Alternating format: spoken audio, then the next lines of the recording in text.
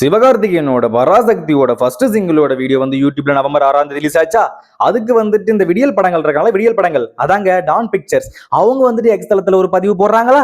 என்ன போட்டாங்கன்னா 15 million organic cumulative views போயிருக்கடா அப்படின்னு போட்டதோட கூட ஒண்ணு என்ன போடுறாங்கன்னா ஐஒய்க்கு ஒய்கேன்னு போடுறாங்க. அப்படின்னா இஃப் யூ நோ அப்படின்னா உங்களுக்கு தெரிந்தால் உங்களுக்கு தெரியும் அப்படின்னு ஒரு போஸ்ட் போடுறாங்க. அது எதுக்குடா, யாரடா வம்பளுக்காங்க கேட்டீங்கன்னா, நவம்பர் 8 வந்துட்டு தளபதி கச்சேரி சாங் ரிலீஸ் ஆச்சு. அதுக்கு வந்து யூடியூப் திடீர்னு வியூஸ் வந்து அதிகமா இருந்தது, குறைஞ்சது அதிகமாச்சு அப்படின்னு சொல்லிட்டு டீம் யூடியூபே ரிப்ளை பண்ணிச்சு. நாங்களா பர்றா கெத்துடா அப்படின்னு சொன்னவங்க, டே அது ஆட்டோ ரிப்ளைடா, அப்படிதான்டா வரும், எல்லாத்துக்கும் வந்துருக்கடா அப்படின்னு ஒரு பக்கம் இந்த பக்கம் பேச, இது நக்கல் அடிச்சுதான் இந்த டான் பிக்சர்ஸ் வந்து ஏதோ ஒரு வேலையை பார்த்துட்டு இருக்காங்க அப்படின்னு சொல்லிட்டு இருக்கிறப்ப, நம்ம யூடியூப்ல இன்னைக்கு வந்து நவம்பர் 18 ஆகுதுங்க, போய் சர்ச் பண்ணி பார்த்தா 13 மில்லியன் வியூஸ் தாங்க போயிருக்கு.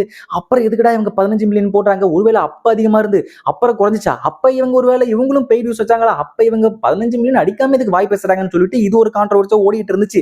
ஆனா என்னன்னா, நம்ம மக்கள், அதாவது நம்ம ஃபேன்ஸ் இருக்காங்கல்ல, அவங்க ஒரு டைம்ல இந்த மாதிரி டே நீங்கால தான்டா பெருசு, டே எங்கால தான்டா பெருசு, நாங்க தான்டா கெத்து அப்படின்னு பேசுறது போய் இப்ப ப்ரொடக்ஷன் ஹவுஸ் இந்த மாதிரி ஃபேன்ஸுக்கு மத்தியில வந்து பிரச்சனையை உண்டாக்கிட்டு இருக்காங்க. அது எதுக்குன்னு தெரிய மாட்டேங்குது. இதுக்கு நடுவுல அவங்க எக்ஸ்தலத்துல போட்ட பதிவுக்கு கீழேயே நிறைய பேர் என்ன கமெண்ட் பண்ணிட்டு இருக்காங்கன்னா, டேய் ரைடுக்கு பயந்து ஓடன பையன்தானடா நீலாம் வந்து பேசிட்டு இருக்கலாமா அப்படின்னு சொல்றாங்க. ரைடுக்கு பயந்து யாருங்க ஓடனா? எனக்கு ஒன்றும் தெரியல, ஏதாச்சும் தெரிஞ்சா சொல்லுங்க, நான் கேட்போம். யார் ஓடனா?